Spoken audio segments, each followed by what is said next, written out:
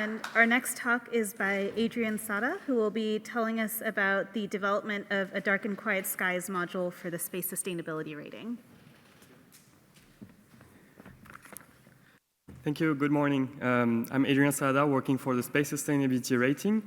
And before I start this presentation, I would like to thank the CPS Policy Hub for allowing me to be there and present, but also the students working on this project.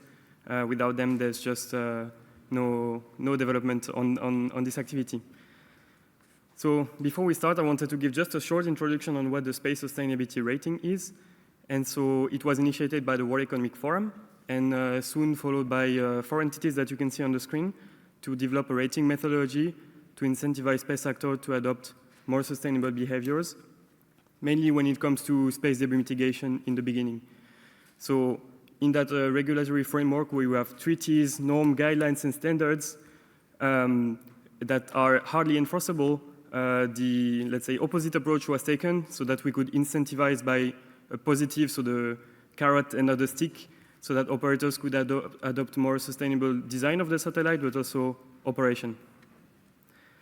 So basically what we do is that we ask for input parameters from the operators. We need operators to participate in this. Without the information, it wouldn't work. And we do not rate operators that are not asking to get a rating.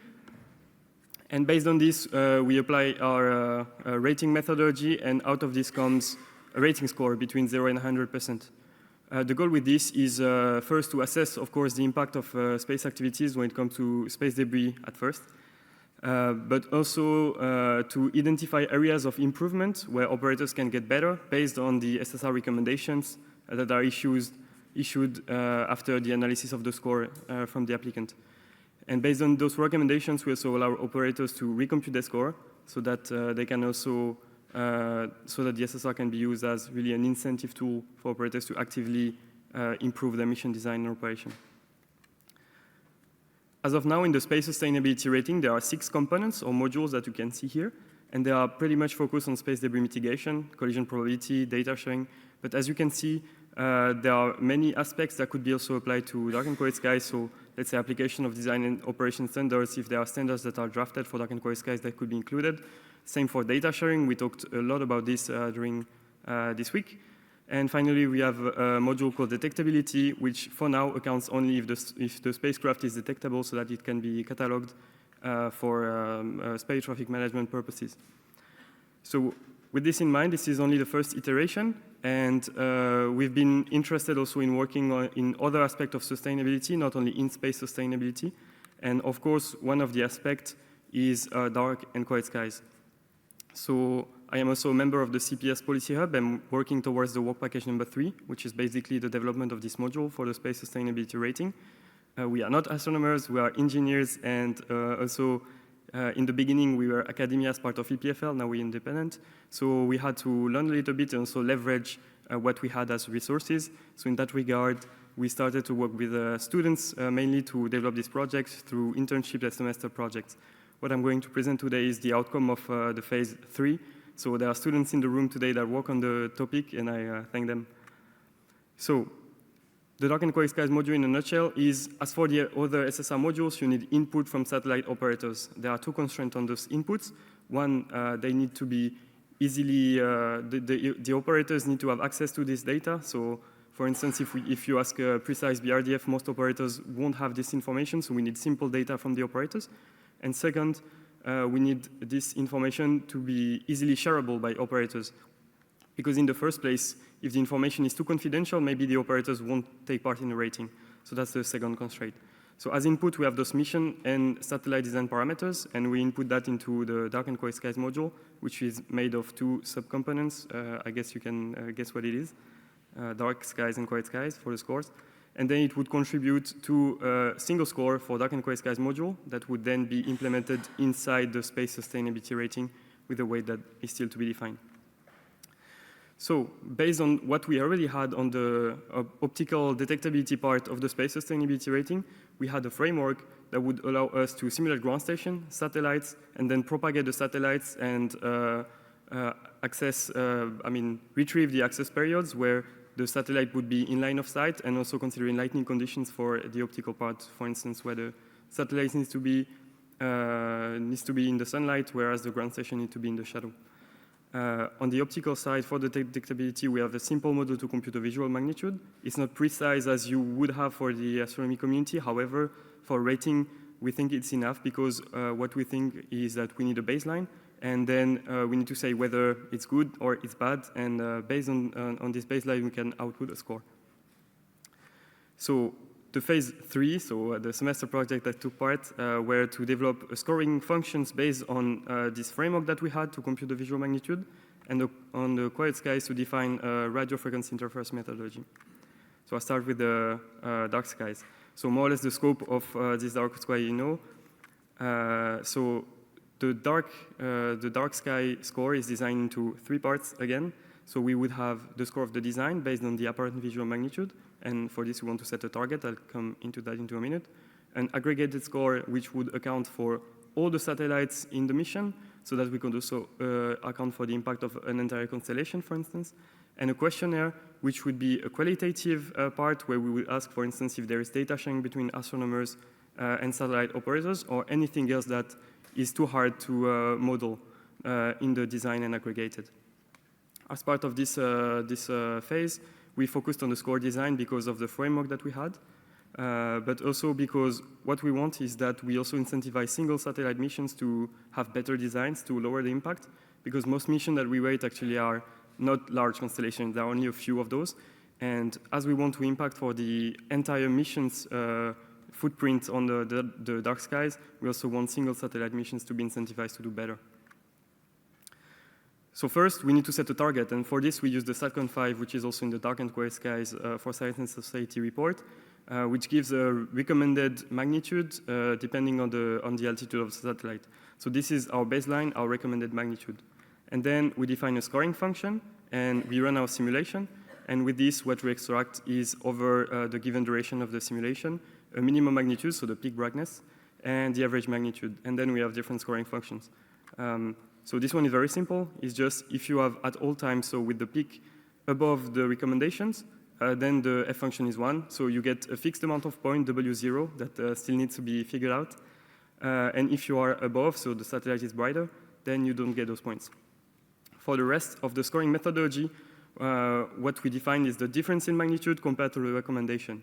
So with this, we say that the score of this J function is 0 if you have let's say if the recommended magnitude is 7 and the difference is 3, then if the magnitude is 4, the score is 0.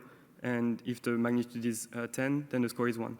And then in the middle, we have a logarithmic expression. I don't want you to look at the equations, but basically on the graph, what you can see is difference in magnitude, so that you can see those different curves. It basically defines our scoring interval. So how many missions we'll be able to rate. So we want this as large as possible to incentivize as many operators as we want. At the same time, we don't want it too large because any effort that is taken within that interval would result in a smaller score variation. And we really want to show that efforts can lead to a score increase in the space sustainability rating. That's part of the incentive tool. The last thing I want you to look at in this graph is where all the curves would converge. And this is basically where we set the steepness of our logarithm. And for instance, in that case, we set the value so that if the satellite hit the magnitude recommended, it would lead to a score of 0.8, so 80%, which is a platinum score in SSR. So this is really where we set our target for scoring. And finally, in this one, what you can see here is a plot, so a heat map where the color is the score. And then on the x-axis, you have the difference with the recommended magnitude in average magnitude, and on the y-axis with the minimum magnitude. So here you can see that it's not linear, and this is because of the F function that basically says whether you have a fixed amount of point given. So here we set few parameters, so W0, 1, 2, 3, MACDIF, but of course we are still open to discuss that. What's more important is really the methodology behind how we set our scoring rather than the exact values, because we still need to do some validation and testing, and also consult the astronomy community so that we can set the scoring standards correctly. And so for now, the quiet skies, so this is the part where I'm less comfortable about because I am not a telecom engineer. I don't know radio astronomy a lot, and I'm basically presenting on behalf of a student that did that. But what we wanted to do is to flag when there's a radio frequency interference based on the equivalent power flux density received compared to what we define for a ground station as the equivalent power flux density where the system would be impacted. And so in that regard, for the equation, I will let you read the paper. But what we want to output of this is the proportion of time where the satellite would cause radio frequency interference, but also the number of frequency channel. And this is what you can see on those plots. So here you have the 3 minutes? Perfect. So here you have different sets of plots. The first one represents all the radio frequency interference. The size of the dots is the number of frequency channel. And you have this example for 2 satellites. And on the right plot, you have the time where there is no radio frequency interference. So 1 minus that, and you get the time where radio frequency interference are flagged. Finally, those were also set using mock data from satellites and ground stations. So we will need further validation for this. So to conclude on where we are, we have a preliminary idea of where we want to go. We also have an idea of module subcomponents that we already defined. And now we need further work on validation and testing. So for this, we could use also observation campaigns that were done by SatHub, the CTS SatHub. And for this, we would also, I think, need the help from the community here because you have the expertise and for us it's harder. Last point I wanted to make is that the SSR, of course, you saw that it's coarse simulation, so it's not super precise. We think it's enough for what we want to do. And we know that it's not the only solution. It's not going to solve everything. However, the position we are in between policymakers, academia and research, and the satellite industry is really a position where we can take the standards that are issued by the community and what they want to see as the best case scenario or the best practices and try to slowly get that into the satellite industry by incentivizing them to follow this. And finally, as for most CPS policy, as for most CPS activities, it's unfunded. As of now, this is mostly students doing this. So we are really, really seeking actively for collaborations with the experts, the universities as well, so that we can continue the work on this topic. And I will stop there and take any question. Thank you.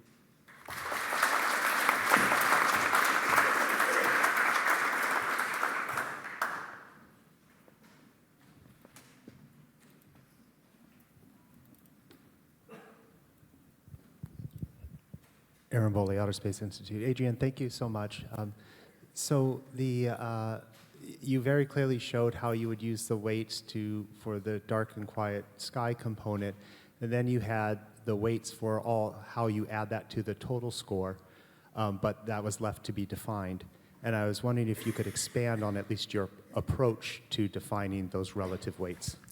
Yeah, so for this, it comes to the governance also of the association. So the SSR is a non-profit and it's an association. We have members and we also have a steering committee. Part of this steering committee are the entities that you saw in the beginning, so ESA Space Debris Office and other research universities. And as part of the implementation of a new module, we would consult, of course, the community when we define the module on what is the weight they would expect, let's say, from a certain module. So the members of the association and the steering committee. And so the decision process, for now we haven't really implemented a new module, but we would have to do this in a way that we consult everybody and we also try to account for all the voices in that. We don't have a clear process, let's say mathematical process to do that. There's time for one more question.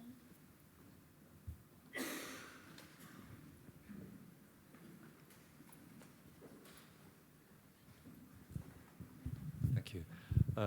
Fred Watson, thanks, Adrien. Great talk.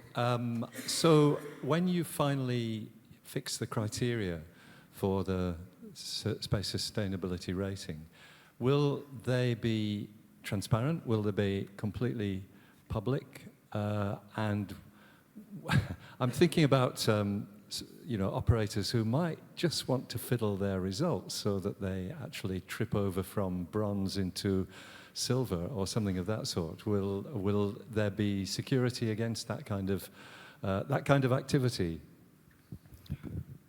So the approach that we have with the methodology is to be fully transparent. So all the work we do, we publish them in papers.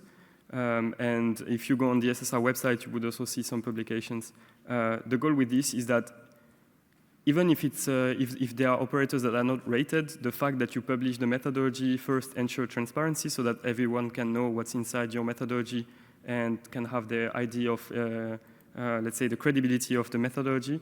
But at the same time, it also shows that operators that are not rated, they know what we rate on. And so even when they start, if as part of their, let's say, development phases, they want to do rating, they can know what we rate about and what they should be looking at. And so Dark and Quiet Skies, for instance, I think would benefit from this kind of initiative. Let's thank Adrien again.